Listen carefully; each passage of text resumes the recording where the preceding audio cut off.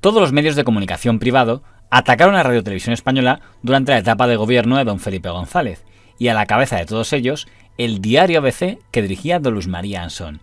Entre los dos países.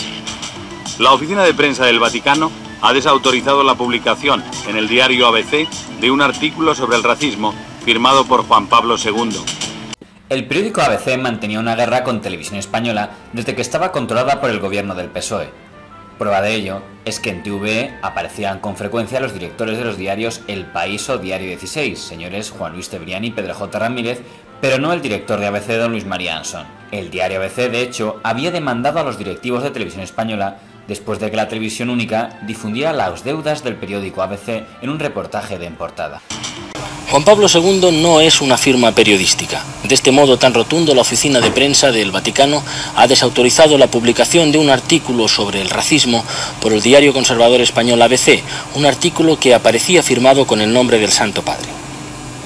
El nombre del Papa no puede ser presentado como una firma periodística, operación comercial inadmisible, un abuso la firma del Papa, estupor y reprobación. La prensa italiana de esta mañana, alguna de ella en primera página, destaca, recuadrando, la declaración oficial de la Sala de Prensa del Vaticano, portavoz del Papa, declaración que es la más dura y firme condena que el Vaticano, siempre mesurado en sus críticas, hace de lo que llama ignorado principio de la más elemental ética profesional. Y se refiere expresamente a lo que llama falso artículo aparecido en el diario madrileño ABC del 7 de septiembre y firmado por Juan Pablo II con el copyright del Times de Londres y del News American Syndicate. Hubo tantos esfuerzos porque no levantase la cabeza al ABC, porque ya se veía que la redacción de ABC estaba ya haciendo un periódico cada vez mejor y que el ABC iba recuperando la fuerza que tenía en la vida nacional, y eso inquietaba mucho tanto a las autoridades socialistas, al nuevo gobierno, como a la competencia. La Sala de Prensa del Vaticano había expresado ya reiteradamente su posición en tal sentido, y la ruptura del silencio y la dureza de la crítica al comportamiento del diario ABC transparentan la indignación con que la Santa Sede ha acogido este abuso periodístico, ya que ningún acuerdo de ningún género, ni escrito ni oral, con exponentes del Vaticano ha sido tomado para una previa revisión de los textos, ni tan siquiera para una tácita aprobación de los mismos. Pero el momento más tenso se produjo en septiembre de 1985, cuando don Luis María Ansón publicó en la portada de ABC las caras de los principales responsables de informativos de TVE, calificándolos de vergüenza nacional.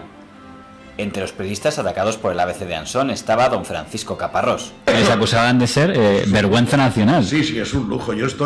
Esa portada la he tenido mucho tiempo colgada en la pared de mi casa porque me parecía un honor ser...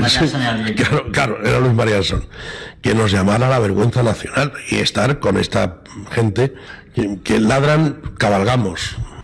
Don José Antonio Martínez Soler, María Ansón, que dedicó portada. ¡Qué portada! Que está incluido ahí como el... ¿Por qué publicó esto? No me acuerdo. Decían que Televisión Española estaba atacando al ABC por... alguna crítica que se hizo al ABC. Bueno, al auténtico. Bueno, vamos, yo me lo tomé a broma, ¿no? Porque esto es una portada que es como las que publicaría el Mercurio en la época de Pinochet, para decir, estos son los malos que hay que detener, ¿no? Parece un pasquín, ¿no? Se busca, ¿no? Guante. Se busca, parece igual. Entonces, bueno, yo mi foto ahí, lo único que hice fue, en el periódico de Cataluña, mandé un artículo al día siguiente, que lo tengo en casa en algún sitio, porque mi madre estaba preocupada. Me dijo, hijo mío, me han dicho que estás en la ABC.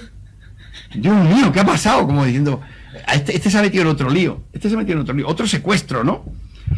Poco menos, ¿no? Porque esto fue en el año, ¿qué año es esto? En el 85, fíjate, estaba yo de director del telediario. Yo le sigo teniendo cariño a María Ansón. Él lo hizo para defender su ABC.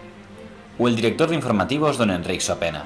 Esta portada de vergüenza nacional ponían con... Luego se ha extendido, ese tipo de periodismo, por llamarlo de alguna manera, se ha extendido, lamentablemente, en el ámbito de la derecha en España. Pero cuando algunos dicen, no, la situación es muy mala ahora, por eso, porque hay periódicos de la derecha que, digamos, hacen periodismo amarillo, lo llamo eso, periodismo amarillo o sensacionalista, poco de fiar. Pues aquí tienen el ejemplo de que un periódico que se llama ABC hacía las cosas que aquí estamos.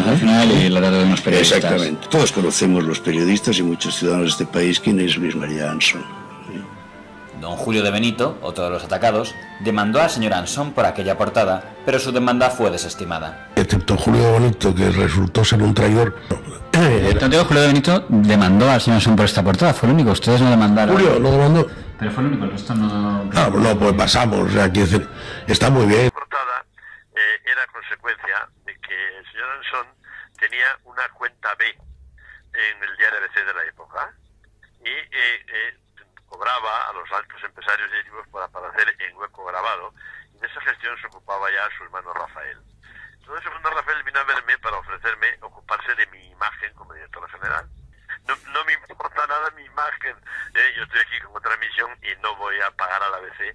Les quiero decir que eran cuentas anuales de decenas de millones de pesetas, las que cobraban. Periodistas que están en esta actitud ofendidos por la manera como se ha hollado esta casa de televisión española hasta extremos que solo en el franquismo se habían producido en cuanto a dominio y monopolio al servicio de una figura que era Felipe González de Televisión Española. Yo suelo divagar menos que Luis María Ansón en general. Durante la etapa en la que don José María Calviño fue director general de Radio Televisión Española, fue sistemáticamente atacado desde todos los medios de comunicación privados de ámbito nacional. Pero quizá uno de los columnistas que llegó más lejos fue don Jaime Capmany, que era columnista en el diario ABC y director de la revista Época. En opinión del señor Capmany, la labor del señor Calviño era comparable a la del dictador nazi Adolfo Hitler o el dictador soviético Joseph Stalin. Mañana, 11:05. Creo que tenemos al habla Jaime Capmany. Jaime Capmany, buenos días. Buenos días. Director de la revista Época, columnista del diario ABC y el último de los periodistas que van a intervenir esta mañana. Pregunta después. Señor Capmany, cuando quiera. Sí.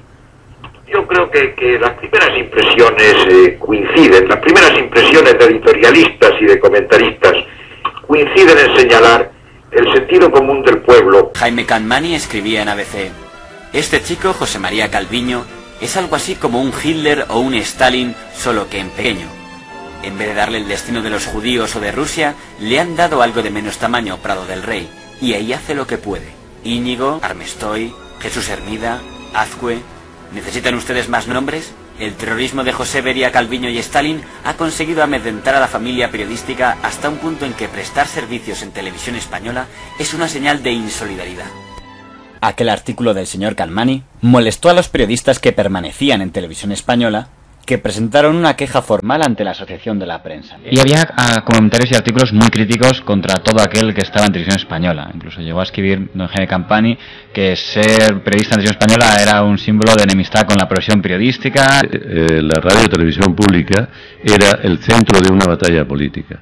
En el medio televisivo, radio televisivo, se libraban disputas entre los principales partidos. Y es verdad, en ese momento, no solo esas suspicacias de un sector, por cierto, el que has mencionado, muy escorado a la derecha de la profesión y muy ideologizado ya. Ha citado un periódico y una persona. En el caso de Jaime Capmany había unos motivos ideológicos evidentes. Y en ese caso yo le aviso al lector que lo que estoy diciendo es mentira. Jaime Capmany era un personaje, un periodista, era más que periodista, era un líder del fascio redentor y era un jugador empedernido.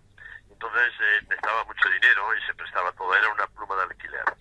Entonces cuando yo llegué a la dirección general cometí, para algunos, el grave error de suprimir un llamado consejo asesor de la dirección general en el que estaban una serie de conspicuos personajes, Emilio Romero, Jaime Capmany, Lorenzo López Sancho, Juan Juego de Armas Marcelo, el Club de Martín Patino, el Teniente Coronel Monzón, interminable lista. ¿Y cobraban de Televisión Española?